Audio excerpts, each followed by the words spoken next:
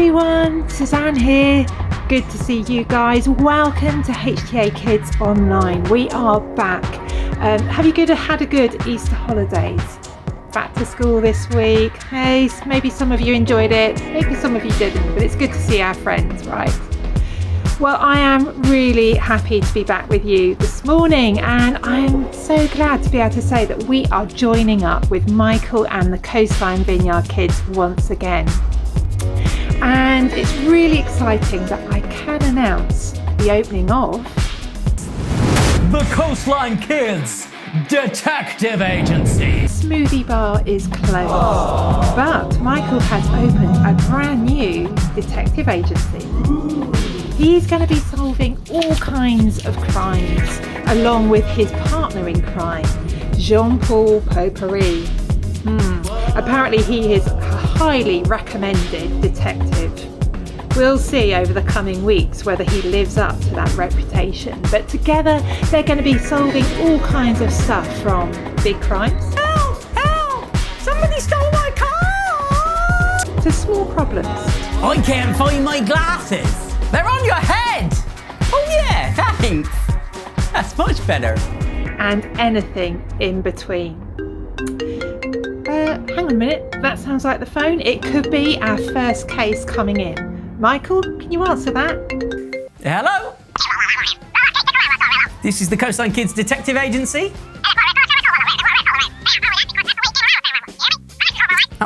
I'm sorry, I can't understand a word you're saying. Sorry. My best bowler's gone missing. I need to make a trifle this afternoon. Can you help me solve this mystery? Of course, sir. Yeah, thank you for your call. I'll get Jean-Paul on it straight away. Right. Looks like we've already got one mystery lined up, ready to go. So we've got something to solve already. This is great for the new detective agency. Let's kick off today then, shall we? By worshipping Jesus.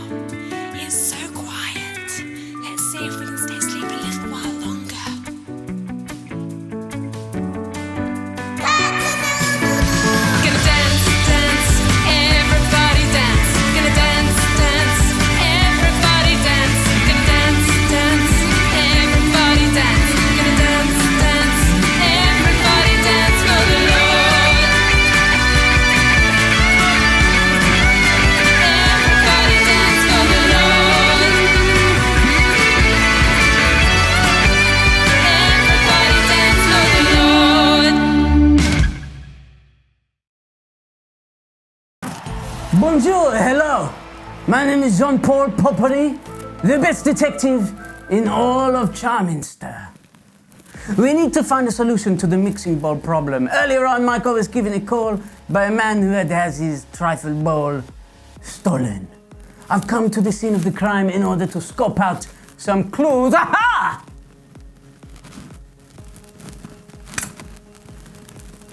Sea salt. Just as I suspected. This must be the work of must be the work of a crab. Crabs live in salt water, hence the taste of salt. But why would the crab be after the trifle bowl? I must continue my search. But first, we must find a solution to the man's trifle problem. I have a plan. Hang on a minute. Michael, hello. I need you to come up with an alternative for the trifle bowl. See if it is possible to make a trifle directly in your mouth without using a bowl at all. Oh, and also, don't bend your arms at all. I think it'll be funnier like that. Yes, I believe it is our only solution to the man's problem. You do that, I'll go hunt for the crab. Okay, we call this game the Trifle of Mess. I basically cannot bend my arm, and then we've got all the ingredients that make up a trifle down on the ground. We've got to make a trifle in our mouths, but the catch being we can't bend our arms. Okay, let's do it. Start with the jelly.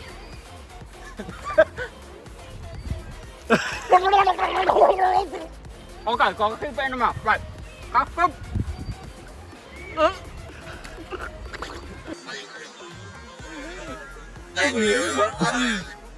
The final step is the cream. No, we don't try without cream. I'm gonna go different approach. Okay. In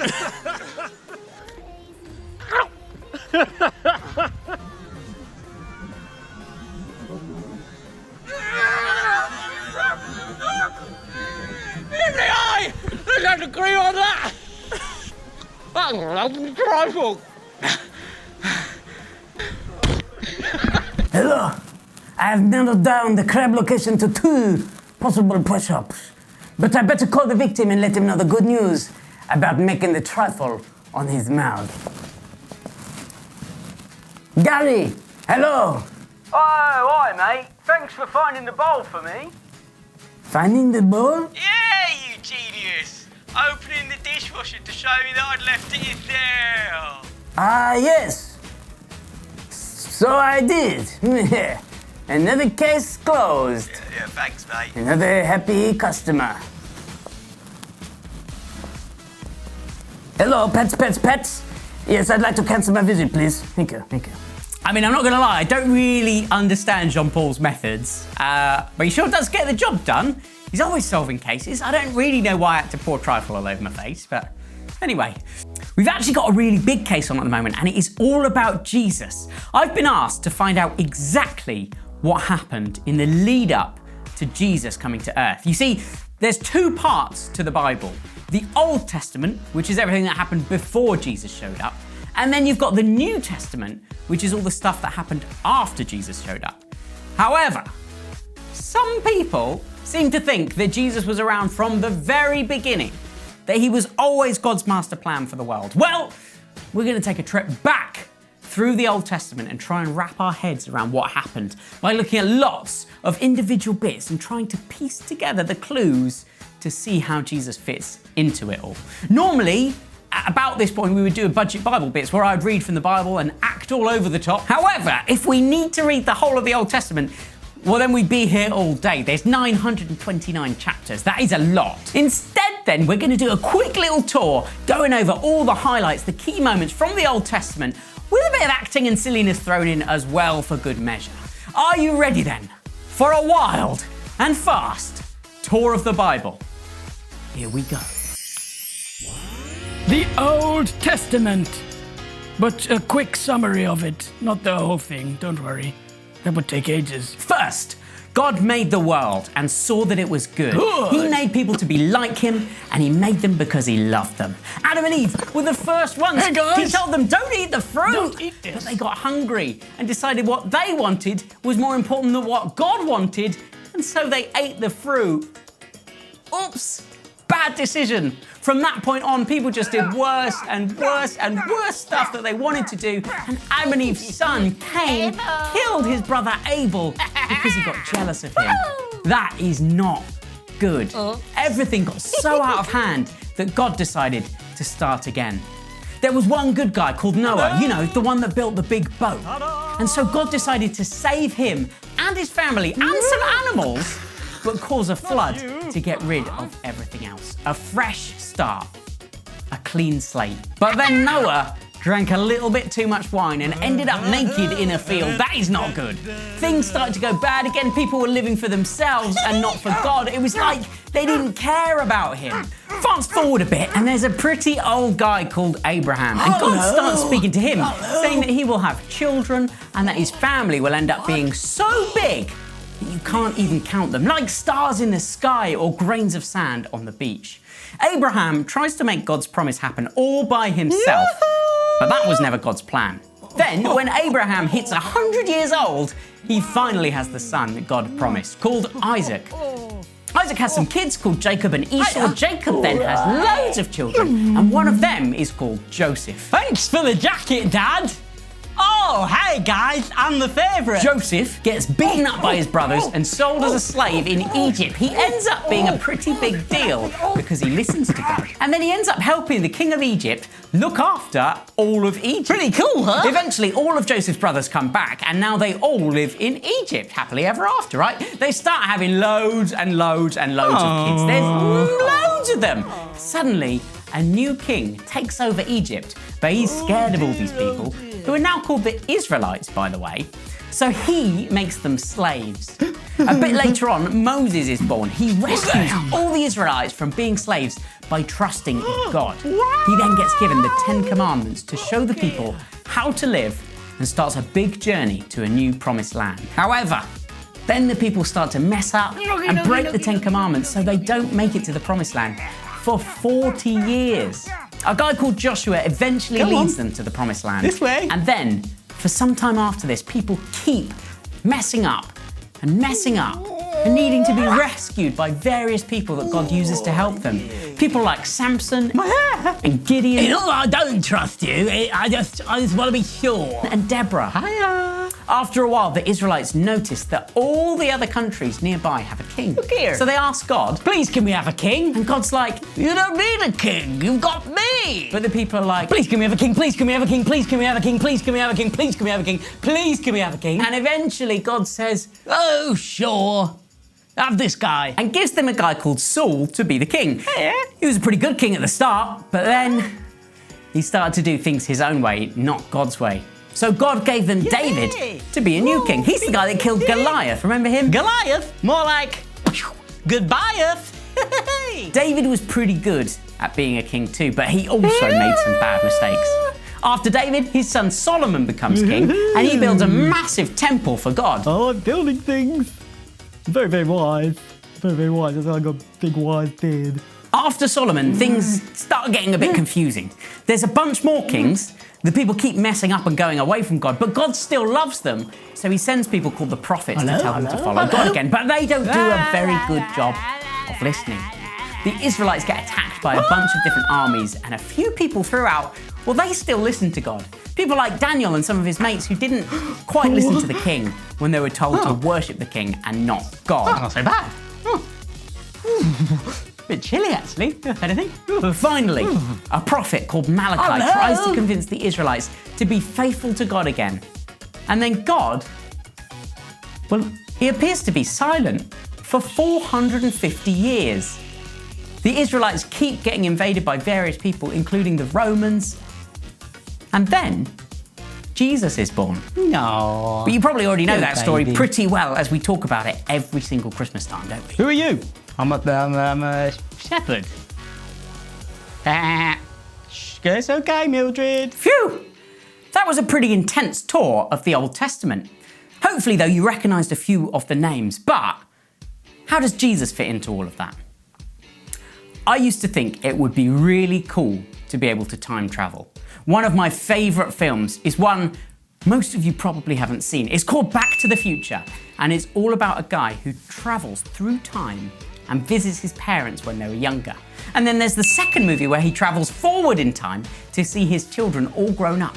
And there's these like flying skateboards and flying cars and all sorts of cool stuff. If you could time travel to any time, where would you go? Let's take a moment to pause and answer that question now.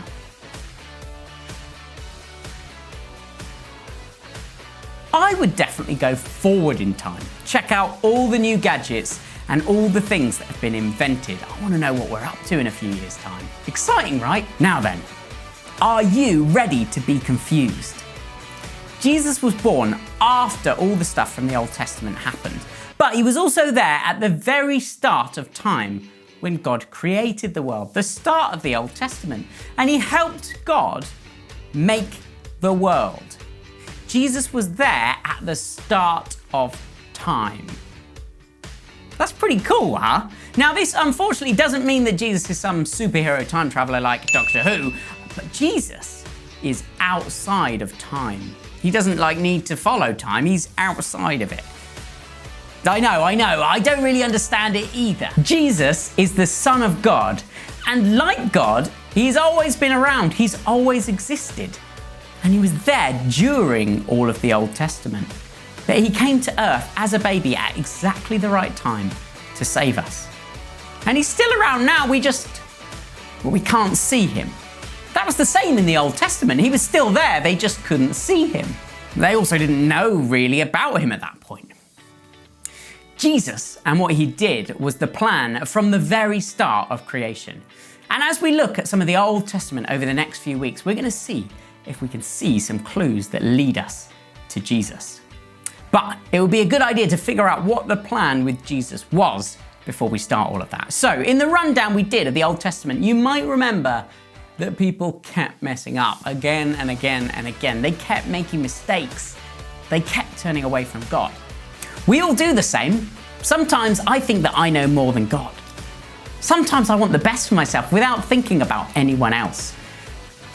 I think it's not fair that I don't have a go-kart, a massive bouncy castle, a pet zebra, a big drum kit, and endless money without thinking about actually how lucky I am to have somewhere to live and things to eat. And that some people don't even have that. There have been times where I've hurt people. There have been times where I've not told the truth. There have been times when I've stolen. We all turn away from God. You'll do the same in your life. I've definitely messed up lots of times and turned away from God lots of times. But that's why Jesus came. He came so that we can be forgiven when we make a mistake. He came for all of us because God loved us so much that he let us off our mistakes. And he wants to be friends with us. At the very start of the Bible, when God created the world and Adam and Eve and everything was perfect, God would walk around in the Garden of Eden and chat to them. But then when they ate that fruit and messed up, it meant that that couldn't happen anymore. But when Jesus came and forgave us for messing up, we can now be friends with Jesus again and chat to him, and he chats to us. Sometimes it can feel a bit harder for us to chat to God because he isn't here walking around with us, is he? But we can chat to him in the same way. I like to practice it by doing chat and catch, and we're going to have a go now. You might want to close your eyes so that you aren't distracted. And we're going to start by chatting to Jesus. And actually, we're going to do it a little bit differently today. I'd like you to imagine that you are in a beautiful garden. What can you hear? Maybe you can hear the birds tweeting, or the sound of the wind rushing through the trees. What can you smell? Does it smell like flowers or grass? And what can you see? What can you see around you? Are there lots of trees? Maybe there's a little stream running through the garden. And now, imagine Jesus walking through the garden, coming to chat to you. I'd like you to start by telling Jesus what is your favourite thing that you own and why.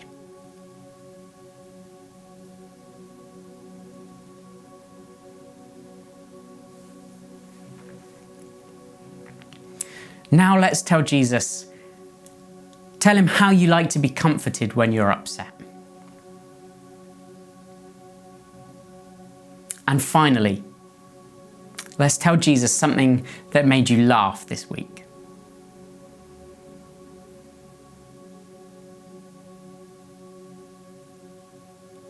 Next up, we're going to try and catch what Jesus might be saying to us by asking him a question and seeing if a thought or a picture or a feeling pops into your head.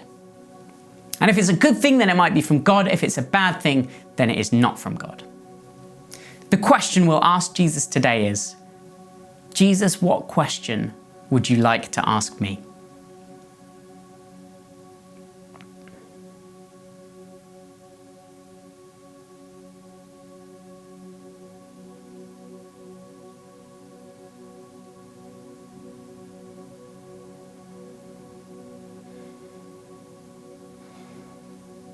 Maybe he gave you a question that he'd like to ask you. Maybe you want to answer that question.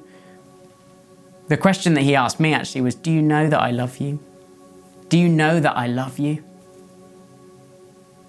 Great. Let's pause for a moment to answer some questions and to pray together.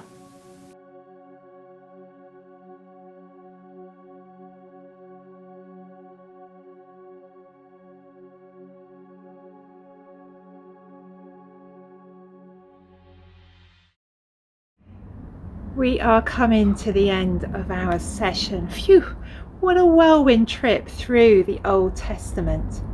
I hope you've had a good time this morning. I've certainly enjoyed the journey through those stories of the Old Testament, and I can't wait to dive a bit more in depth to some of those stories along with Michael over the coming weeks. We're going to try and spot where Jesus came into them, and we're going to find out more about how the whole Bible points towards Jesus. But before we finish and leave each other this morning, shall we worship one more time together? And then we're going to see Michael taking on a new test to see whether he's going to get pied. See you guys. Have a good week. Lord Jesus, thank you that you are here. Thank you that we get to see you in the Old Testament. And would you reveal more to us over the next few weeks? Amen. Waking up knowing there's a reason. All my dreams come alive. Life is for living. With you, I've made my decision. You lift me up, fill my eyes with wonder. Forever young in your love, this freedom's untainted. With you, no moment is wasted. Sun now bursting through the clouds, black and white, turn to color all around. All is new in the Savior I have found. This is living now.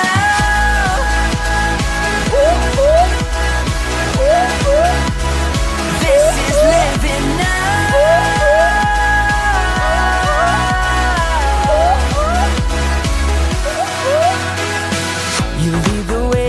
You're right beside me. In your love, I'm complete. There's nothing like living with you.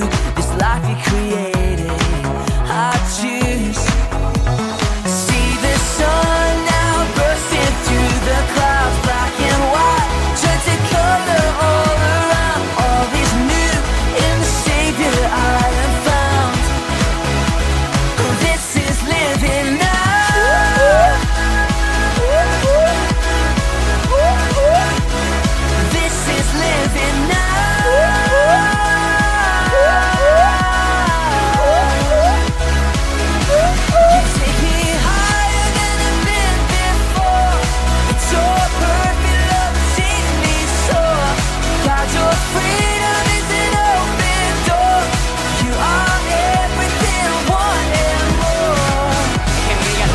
Maybe I ain't really know what living is. Is it love? If it was, am I living it? Do I live in it? So astounding. Love is an ocean, you can drown me. The sweet embrace, the lovely taste, I taste and see. I'm under grace, the place to be. It means I'll never need an umbrella. I'm cool in the cold, in the hot weather. Whether or never I ever understand, I'm a man in the hands of great plans. I stand with faith there in a life I never known to touch. And still outside my clutch, but I'm like, what's the dream of? What's the hope in? What's the die for? Live to no end. This is living. The life I've been given is a gift. If I'm a living, I'm a live it to death. So what's the dream of? What's the hope in? What's the die for? And live to no end. Let's get real sweat on. Here we go. Give us a gift. If I'm a living, I'm a live it to death.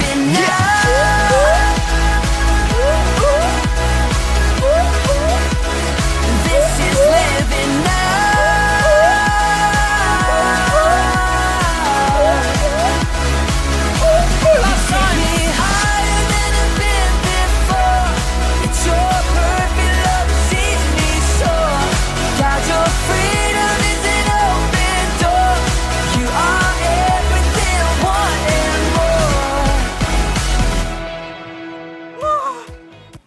Okay, so here's the deal. We usually end with a pie.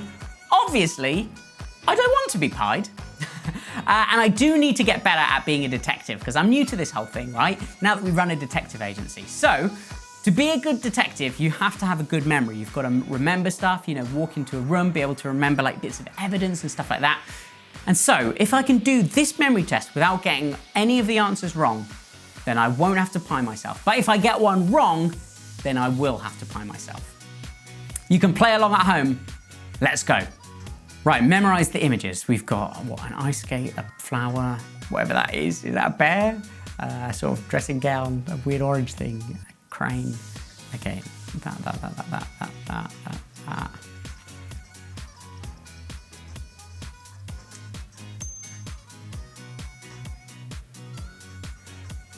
Okay. Oh, the weird bear thing. That was number 3, I think. Yes! Okay. First one right. Here we go. Next question. I have forgotten them all. Okay, the flower. I think it was either 1 or 2. I'm gonna go 1. Oh no. Oh no, I've got it wrong. I am getting pied. Let's see if I can redeem myself though with this last one. Okay, where was the little crane? That was either 4, 5, or 6. I'm going 4. No, it was number 6. Ah, here we go then. My memory obviously needs some work because I didn't get them all right.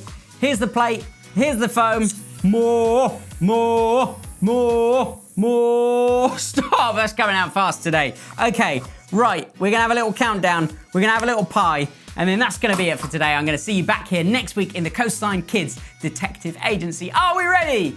In 5, 4, 3, 2, 1.